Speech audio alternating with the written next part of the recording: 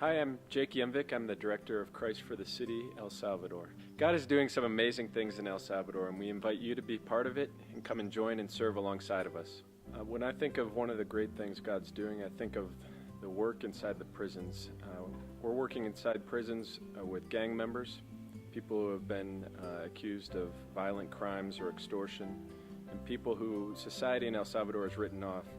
One example of what God's done is a story about a guy named Edio, who is a member of the MS-13 gang. And when we first started the ministry inside the prison, he was the only one of the gang members who would not admit that he believed that there was a God.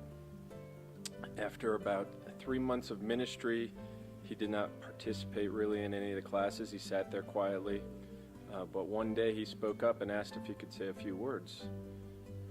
And he started speaking, and he talked about how he wasn't one to believe in spiritual things, how when we had given him a gift of a Bible at Christmas time, he looked at that Bible and thought it was a nice memory of the class, but left it wrapped up in its plastic wrapping, put it on his shelf, and thought it's nothing more than a good memory, and he didn't intend to use it. But he told us that morning that one night God touched him and he started crying. And he said he'd never cried like that, and he wasn't one to cry, but he started crying, and it was an ache or God calling at him that lasted 3 days.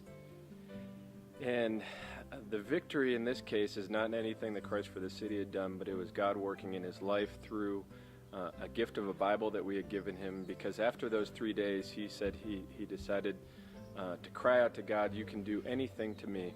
Just don't make me one of these guys, one of the brothers," he called them, who walk around with a Bible in their hand.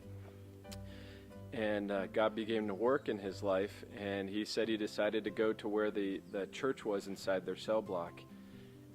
Unsure of what they'd say to him, surprised he thought they'd be to see him there, a guy like him who had a history that he had tattoos all up and down his neck and all over his body. But he said when he arrived there, the guys told him, "Oh, we've been expecting you." And he said, "Really?" And they said, "Yeah, we've been praying for you, and we knew you were going to come." And Edio turned his life over to the Lord. He confessed to us that morning. He's taken the Bible that we had given him. He's already read 4 chapters, or 4 books rather, of the Bible. And he said he's not stopping until he's finished the whole thing. And it's amazing to see stories like that, know that God's working, know that he lets us be part of it.